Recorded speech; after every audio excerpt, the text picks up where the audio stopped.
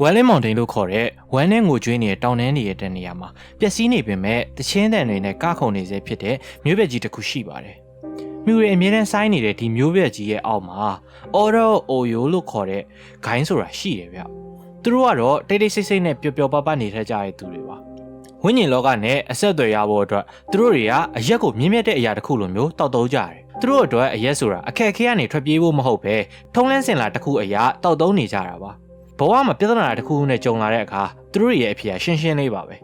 နောက်တစ်ခေါက်ပေါ့ဒီနေရာမှာအုံငနေဆိုတဲ့အတန်ကြားပြီဆိုတာနဲ့ Order Oyo ဂိုင်းရဲ့အရက်ပွဲတော်ကြီးကစတင်ကြပါတယ်ဒီလိုအုံဆိုတဲ့အတန်က Mangis ရဲ့အရက်စီကိုထုလိုက်တဲ့အတန်ပေါ့လူတွေကတော့သူ့ကိုမူးနေတဲ့ဖုန်ကြီးတစ်ပါးဆိုပြီးလောင်ရီကြတယ်ဒါပေမဲ့ Mangis ကလူသားအမေနဲ့နဖျားအဖေကနေငွေဘွားဆင်းသက်လာတဲ့သူဆိုတာကိုတော့ဘယ်သူမှမသိကြဘူးသူ့ရဲ့ခန္ဓာကိုယ်ထဲမှာလူသားရဲ့စိတ်နဲ့နတ်ဝိညာဉ်တွေကဒွန်တွဲနေထိုင်ကြတယ်။သူကတချင်းလို့ဘာလို့မျိုးနားမလဲတဲ့စာအုပ်တွေအကြောင်းအမြဲတမ်းပြောပြတတ်ပြီးတော့အမှန်တရားတစ်ခုကိုရှာဖွေဖို့အတွက်ခီးသွားလာနေပါတယ်။သူပလက်ကြော်မူလာပြီဆိုရင်သူ့ရဲ့တဘာဝတက်ဆွမ်းအားတွေကနိုးထလာပြီးလေမီမြေကြီးတို့ကသူ့ရဲ့စကားကိုစပြီးနားထောင်ကြတော့တာပဲ။ Okay အားလုံးပဲမင်္ဂလာပါ။ကျက်စင်ကြီးကနေပြန်လေကြိုဆိုလိုက်ပါတယ်။ကျွန်တော်ကတော့ West ပါကျွန်တော်ဒီနေ့မှာတော့ Spirit Brother Series ရဲ့နောက်ဆုံးလုပ်ပေးဖို့ကြံတဲ့ Hero Mangis the Brewmaster အကြောင်းကိုပြောပြပေးသွားမှာဖြစ်ပါတယ်ဒီ series မှာကိုယ့်လူတွေသိကျင်နေတဲ့ Hero အကြောင်းတွေနောက်ွယ်ရဘဝကြီးနဲ့ယဉ်နီးပေးဆက်လိုက်ရတဲ့သူတွေနဲ့ Spirit တွေရဲ့သူတို့ကာကွယ်ရမယ့်အရာတွေကိုသိလိုက်ရမယ်လို့မျှော်လင့်ပါတယ်ဒီ series ရဲ့နောက်ဆုံး Hero လေးအကြောင်းကိုစလိုက်ရအောင်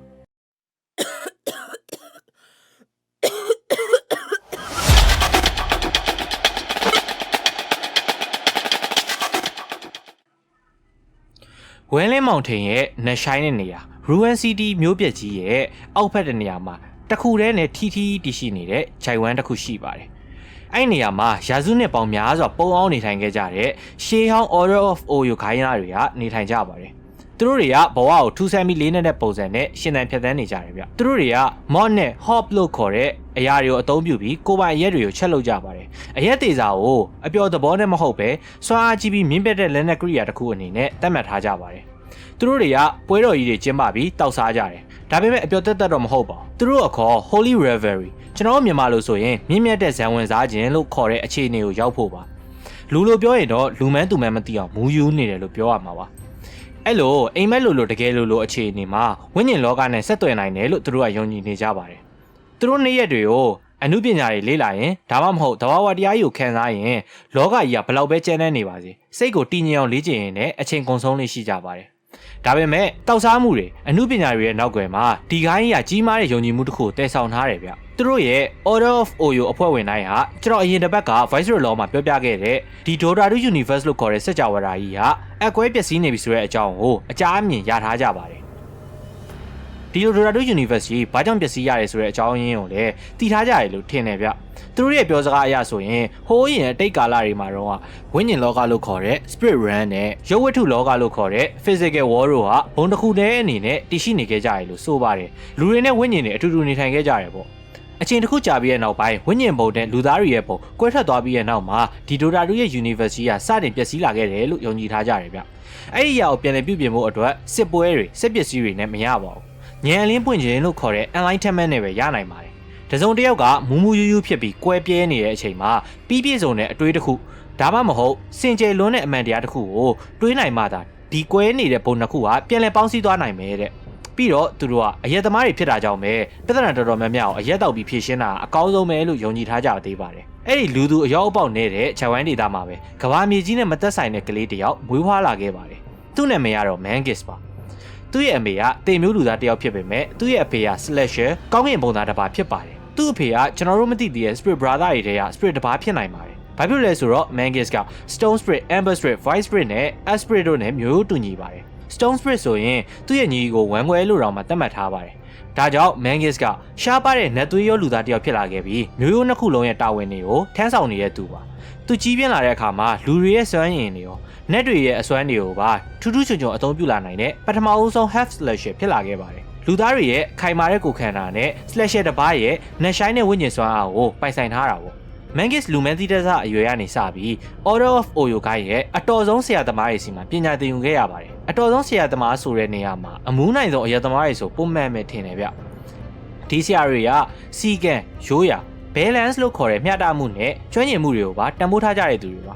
သူတို့ရဲ့လေ့ကျင့်မှုဟာရုပ်ပိုင်းဆိုင်ရာတသက်မဟုတ်ပါဘူးစိတ်ပိုင်းဆိုင်ရာကြံ့ခိုင်မှုရှိဖို့နဲ့ဝိညာဉ်ပိုင်းဆိုင်ရာအပြင်အရက်တောက်ခြင်းတို့နဲ့လည်းနက်နက်ရှာရှာအောင်ဆက်ဆက်နေပါတယ်သူတို့ရဲ့ယဉ်ကျေးမှုမှာ Delinquent Dragoness လို့ခေါ်တဲ့ဝရိယရှိရှိနဲ့မူးရခြင်းဆိုတာအလုံးရင်ကြုံမူးယူနေတာကိုပြောတာမဟုတ်ပါဘူးမူးနေတဲ့အချိန်မှာကိုထိန်းချုပ်နိုင်ဖို့လင်းမမြင့်လာဖို့ပေါ့အဲ့လိုလင်းမမြင့်လာပြီးခန္ဓာကိုယ်ကရိုင်းနေပေမဲ့စိတ်ကတည်ငြိမ်နေဖို့ကဘာကြီးချက်ချလဲနေရင်တော့အုံနောက်ကထက်မြက်နေဖို့စူးစမ်းရတာပါမန်ဂစ်တဲ့ရောက်ဒီလိုတောက်လိုက်မူးလိုက်မှောက်သွားလိုက်ပြန်ထလာပြီးထက်တောက်လိုက်နဲ့နှစ်ပေါင်းများစွာလေ့ကျင့်ပြီးတဲ့နောက်မှာ Order for Oyo ခိုင်းရဲ့အမြင့်မြတ်ဆုံးဘွဲကုံတူကိုစိန်ခေါ်ခွင့်ရခဲ့ပါတယ်အဲ့ဘွဲရဲ့နာမည်ကတော့ကျွန်တော်တို့အားလုံးသိပြီးသား Brew Master ပါဒီစိန်ခေါ်ပြိုင်ပွဲမှာဒိုင်လူကြီးတွေစီကန်းတွေနဲ့တန်ရှင်းပြိုင်ရတဲ့လွယ်လွယ်ကူကူပြိုင်ပွဲမျိုးမဟုတ်ပါဘူးခက်ခဲနဲ့ရင်ဆိုင်ရပါတယ်ပြိုင်ပွဲအကြောင်းကိုဒီမှာတစ်ခါလေးရှင်းပြပေးပါမယ်ဒီစိန်ခေါ်ပြိုင်ပွဲမှာလှုပ်ရှားနှစ်ခုပဲရှိပါတယ်ပထမတစ်ခုကခြာထားတဲ့အရက်တိုင်ကြီးတွေကိုကုန်ထဲထိတောက်အောင်မှာဖြစ်ပြီးဒုတိယတစ်ခုကတော့တောက်နေတော့မှာပဲလက်ရှိ Brew Master ဘွဲရထားတဲ့သူနဲ့အသေးအကျေတိုက်ခိုက်ရမှာပါခမရက movie 8ဖို့ပဲချောင်းနေတဲ့သူဆိုရင်တော့ဒီပြိုင်ပွဲကခမရအတွက်မဟုတ်ပါဘူးဒီပြင်းထန်တဲ့တိုက်ပွဲမှာမန်ဂစ်ရောက်ရှင်မြန်တိုက်ခိုက်ရတဲ့သူကလက်ရှိ Brew Master တိုက်တယ်ကိုရထားတဲ့အဖိုးကြီးနဲ့ချရမှာပါဒီလိုနဲ့တိန်နေကင်းစင်နေတဲ့လက်ပညာတစ်ခုရဲ့လင်းထိန်နေတဲ့အလင်းရောင်အောင်မှာသူတို့နှစ်ယောက်ကဘာကြီးကိုချလဲထွက်နေအောင်အရက်တွေကိုနင်းကန်တောင်းပြီးတိုက်ပွဲကိုစတင်ခဲ့ကြပါတယ်နှစ်ယောက်လုံးကရင်းထိုးပြီးတိုင်းကွက်တွေနင်းနေပေမဲ့တရုံတိုင်းကားတွေကလိုမျိုးပဲတွတ်လက်လက်နဲ့လှုပ်ရှားတိုက်ခိုက်ခဲ့ကြတယ်ဗျအရွက်တွေမော့လိုက်စောက်ခွက်ကိုထိုးလိုက်မျိုးချလိုက်ခေါင်းနဲ့ပြန်တိုက်လိုက်ပင်ပန်းမှုတွေနဲ့မူးနေတဲ့အချိန်တွေကြားမှာအသေးအကျေတိုက်ခိုက်ခဲ့ကြတာပါအချိန်တွေကြာလာတဲ့အမျှတိုက်ပွဲကခေါ်အားတက်ရှင်ပြိုင်နေရတာမဟုတ်တော့ပဲစိတ်သက်ခိုင်မာမှုနဲ့ခန္ဓာယိုစမ်းသက်တဲ့ပြိုင်ပွဲအဖြစ်ပြောင်းလဲလာပါတယ်နောက်ဆုံးမှာတော့ဝါရဲဆရာကြီးကလည်းငယ်ကုန်နဲ့လက်စွာနေတဲ့လက်သက်အရက်သမားမန်ဂစ်ရဲ့ထိုးချက်တွေကိုဆက်ပြီးမခံစားနိုင်တော့ပဲအရက်ရှိန်နဲ့မူးပြီးလဲကြသွားပါတော့တယ် Order for Oyo ခိုင်းရလဲဒီရလက်ကိုလက်ခံပြီးတော့ Brew Master အသစ်အဖြစ် Mangis the Brew Master လို့ကြေညာလိုက်ပါတော့တယ် Brew Master အသစ်ဖြစ်လာတဲ့ Half Slash ရဲ့ Mangis ရဲ့ကိုခန္ဓာထဲမှာရှေးအောင်စွမ်းအားတွေကိုလည်းတည်ဆောင်ထားပါတယ်သူဒုတ်ကင်ပြီးရိုက်တဲ့အချိန်မှာသူ့ရဲ့ Oyo ဘိုးဘေးတွေရဲ့ခွန်အားကိုယူပြီးတိုက်ခိုက်တယ်လို့ဖော်ပြထားတယ်ဗျ Magic တွေတုံးတဲ့အခါကျရင်သူ့ရဲ့ဝိညာဉ်ဘိုးဘေးတွေကအကူအညီပေးပါတယ်သူ့အရင်က Brew Master တွေလိုပဲဒီပွဲရပြီးရင်ဂိုင်းသားတွေကြားထဲမှာအေးစစ်စစ်နေလို့မရတော့ပါဘူး Brew Master တိုက်တယ်ကိုရထားတဲ့သူတိုင်းကထမ်းဆောင်ရတဲ့ mission တစ်ခုရှိပါတယ်အဲ့ဒါကတော့ Brew Master Dota 2 War ရဲ့နေရာအနှံ့အပြားကိုရှောက်သွားပြီးတော့အရက်တွေတောက်ကျွန်တော်ဗီဒီယိုအစမှာပြောပြခဲ့တဲ့ Enlightenment ဆိုတဲ့ဉာဏ်လင်းရဖို့ကြိုးစားရပါတယ်အဲ့ဒါအပြင် reality တွေကိုကုစားပေးနိုင်မဲ့အရာတစ်ခုရှိရဆိုတာကိုလည်းသူကယုံကြည်နေပြီးတော့ Dota 2 ကဘာရဲ့အကွဲမှုကြီးကိုပြန်ဆက်ပေးနိုင်မဲ့အဖြေတွေကိုလည်းအသေးအံရှာဖွေနေတယ်ဗျ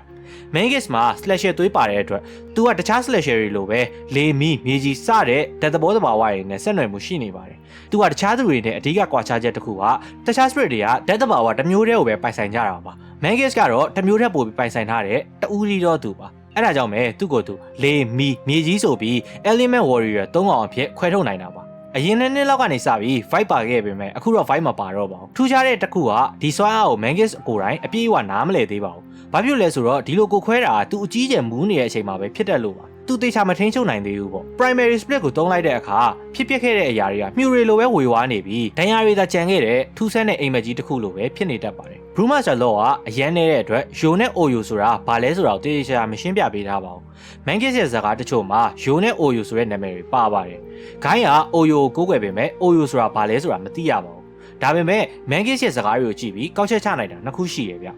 ျပထမတစ်ခုကယိုနဲ့ Oyo ဆိုတာသူ့ရဲ့မျိုးရိုးဘိုးဘွေးတွေရဲ့မျိုးနွယ်စုတွေဖြစ်နိုင်ပါတယ်ဘာလို့လဲဆိုတော့သူကအဲ့ဒါတွေကိုသူ့ရဲ့ ancestor ဘိုးဘွေးတွေလို့သုံးနှုန်းထားလို့ပါဒီယူဆအရဆိုရင်သူ့ရဲ့ Oyo ဘက်ကဘိုးဘွားတွေကရုပ်ပိုင်းဆိုင်ရာတိုက်ခိုက်မှုတွေနဲ့ရိုက်ချက်တွေကိုအားဖြည့်ပေးပြီးတော့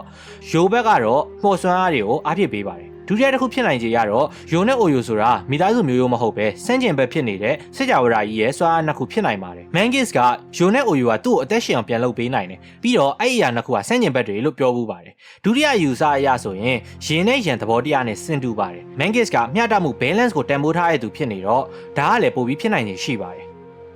ဒါပေမဲ့အဓိကအချက်ကတော့လောရီထဲမှာဒါအရေးမို့ပဲပေးထားတာမို့လို့အတိအကျဖော်ပြထားတာမျိုးမရှိပါဘူးဘူးတရရအောင်လို့တခါတည်းရင်နဲ့ရန်အကြောင်းရှင်းပြပေးပါမယ်တကယ်ပြင်လောကဟာအယူအဆအရဆိုရင်စက်ကြဝဠာကြီးကိုစန့်ကျင်မဲ့အရာနှစ်ခုနဲ့တိစောက်ထားတယ်လို့ယူဆကြတယ်ဗျတရုတ်လူမျိုးတွေရဲ့အယူအဆမှာဆိုရင်တော့ဒါကိုရင်နဲ့ရန်လို့ခေါ်ကြတယ်ပေါ့ဒါကိုအလွယ်မဲ့ချင်ဒီလိုလေးခွဲပြီးမှတ်ထားလို့ရပါတယ်ရင်ဆိုတာငြိမ်သက်တာအမောင်တူအေးတက်အနားယူရတဲ့ကျွန်တော်တို့ကိုခန္ဓာတွေကစိတ်ပိုင်းဆိုင်ရာတွေကိုကိုစားပြုပါတယ်ရန်ကတော့အလင်းရောင်အပူချိန်လှုပ်ရှားတက်ကြွမှုခွန်အားနဲ့အပြင်းမဲ့တရုတ်တရံတွေကိုကိုစားပြုပါတယ် အမှန်မမားဖို့အတွက်အရေးကြီးတာဒီနှစ်ခုကအကောင်းနဲ့အဆိုးဆိုတာမျိုးမဟုတ်ပါဘူးသူတို့တွေကဖြစ်တည်မှုတစ်ခုရဲ့အစိပ်ပိုင်းနှစ်ခုပါတစ်ခုမရှိရင်နောက်တစ်ခုဆိုတာလည်းမတည်ရှိနိုင်ပါဘူးညအနေနေဖြစ်လိုက်နေကနေညပြန်ဖြစ်သွားလိုက်နဲ့အမြဲတမ်းတစ်ခုနဲ့တစ်ခုလိုမျိုးကူးပြောင်းနေကြတာပါရင်နဲ့ရန်ဆိုတာလည်းအဲ့လိုပါပဲရင်နဲ့ရန်ကတစ်ဖက်ဘက်ကအနိုင်ရဖို့မဟုတ်ပဲလူသားတစ်ယောက်ရဲ့ဘဝမှာပဲဖြစ်တည်မှုတစ်ခုမှာပဲဖြစ်ရင်နဲ့ရန်သဘောတရားနှစ်ခုလုံးဟန်ချက်ညီနေဖို့ balance ဖြစ်နေဖို့ကအရင်အရေးကြီးပါတယ်ကျွန်တော်တို့ Brewmaster အကြောင်းလေးကိုဆက်သွားလိုက်ရအောင်တချို့နေရာတွေနဲ့အမတ်တရတွေက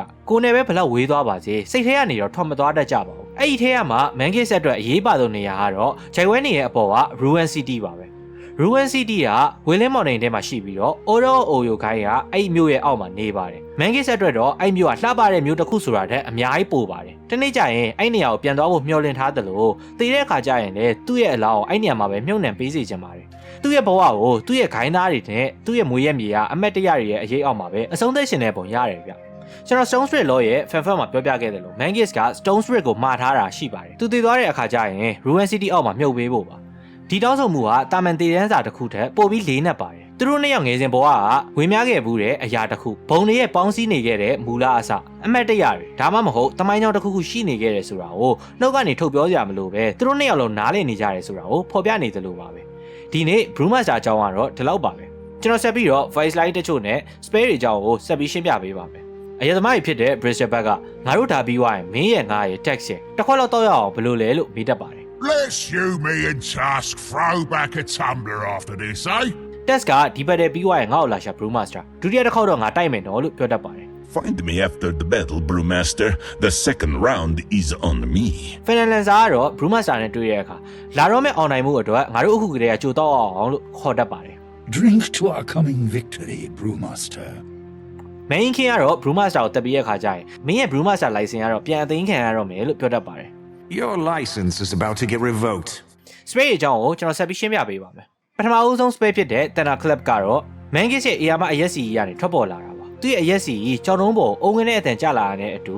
ပွဲတော်ကြီးကလည်းဝုံငင်းတဲ့ကိုစတင်တော့တာပါပဲအဲ့ဒီအတန်ကအချက်ပေးတဲ့တစ်ခုလိုပေါ့အဲ့ဒီအတန်ကြားလိုက်တာနဲ့သူတို့တစ်မျိုးလုံးဟာတပြိုင်တည်းကိုပျော်သွားကြပါတယ်ဒုတိယ Spray ဖြစ်တဲ့ Cinder Brew ကတော့သူတောက်နေတဲ့အရက်တိုင်ကြီးကိုဖော်ဖော်ရွရွနဲ့တိုက်လိုက်တာပါဒါပေမဲ့တောက်ရတဲ့သူက movement speed နှေးသွားတဲ့အပြင် Spray သုံးခံရရင် ban damage ကိုလည်းထိပါတယ်အိုယိုရဲ့ဂိုင်းသားတွေအတွက်ကတော့ဘယ်လိုပြဿနာမျိုးပဲကြုံကြုံအဖြေအတစ်ခုတည်းပါပဲအဲ့ဒါကတော့နောက်တစ်ချီနောက်တစ်ခေါက်ပေါ့တစ်ခုခုလဲချော်သွားရင်လေသူတို့ကမလန်သွားကြပါဘူးအရက်ကိုထက်ထဲ့တယ်ခွက်တွေထက်မြောက်တယ်ပြီးတော့ပျော်ပျော်ပါးပါးဆက်သွားကြပါတယ်တတိယ Spray ဖြစ်တဲ့ Dragon Brewler ကတော့ Mankis က Oyo ဂိုင်းရဲ့ Brewmaster ပွဲကိုရလိုက်တဲ့အချိန်မှာသူ့ရဲ့ဂိုင်းရဲ့ Champion ဖြစ်လာရုံနဲ့မဟုတ်ပါဘူးသူကမူရည်ရည်ဝေခြင်းပညာကိုပါအပိုင်နိုင်ဆုံးကျွမ်းကျင်ထိန်းချုပ်နိုင်တဲ့သူဖြစ်ကြောင်းကိုတက်တည်ပြလိုက်တာပါပဲအဲ့ဒါအပြင်သူဘယ်လောက်ပဲမူးနေပါစေအစွမ်းထက်တယ်အာယုံစူးစိုက်မှုရှိတယ်ပြီးတော့တကယ်ကိုအန်နီကောင်းကောင်းပေးနိုင်တဲ့သူဖြစ်နေတော့မယ်ဆိုတာကိုပြသခဲ့တာပါအဲ့ဒါကြောင့်လေ तू ကမူရစ်တဲ့နေရာနဲ့ထိန်းချုပ်မှုပညာပိုင်းမှာပိုင်နိုင်တဲ့ဆရာကြီးတယောက်ဖြစ်လာခဲ့တာပါ Prime Split ကတော့ Mankis တအားမူးနေတဲ့အချိန်မှာပဲသုံးလို့ရတာပါအင်ဂိမ်းမှာ Ultimate ရခဲ့တဲ့သုံးလို့ရတယ်ဆိုတော့ဒီကောင်ပွဲမစခင်ကတည်းကရေချင်းကိုက်နေပါပြီဒါပေမဲ့ तू display ကိုတုံးတက်တယ်ဆိုတာကိုတော့ तू ကိုယ်တိုင်တော့မသိပါဘူးလူမန်းပန်နာမန်းမသိအောင်မူးနေတာမို့ तू ကိုယ်တိုင်ဒါရီသုံးနေဆိုတာကိုသတိမထားမိတာမူးပြီးနိုးလာတဲ့အခါဘာဖြစ်သွားမှန်းမမှတ်မိတာမျိုးအမြဲဖြစ်တတ်ပါတယ်ဒီဗီဒီယိုရဲ့နောက်ဆုံးပိုင်း fan အနေနဲ့ကတော့ Mankis မှာသူ့ကိုယ်ပိုင်အကြိုက်တွေလည်းရှိပါတယ်။ तू ကအရက်ပြင်းပြင်းတွေကိုကြိုက်ပြီး RAM ကိုတော့လုံးဝမုန်းပါတယ်။ဒါလေးကအသေးပွဲဖြစ်နေပေမဲ့ तू ကမာနာကြီးရဲ့ဇီးစားကြောင်းနဲ့ရှေးရိုးဆွဲပြီးတော့ तू လုံနေတဲ့အရာအကုန်လုံးမှန်တယ်လို့ယုံကြည်ထားတယ်ဆိုတာပေါ်လင်းစေပါတယ်။ဒီနေ့ဗီဒီယိုလေးကတော့ဒီလောက်ပါပဲ။ကျွန်တော်နောက်တစ်ပတ်မှာကျွန်တော်လှုပ်ချင်နေတဲ့ hero 2 ကောင်လောက်ကိုလုပ်ပေးသွားပါမယ်။အဲ့ဒါပြီးတော့မှကျွန်တော် vote ပြန်တင်ပေးမယ်ဗျ။ကျွန်တော်နောက်တစ်ပတ်မှာတွေ့ရအောင်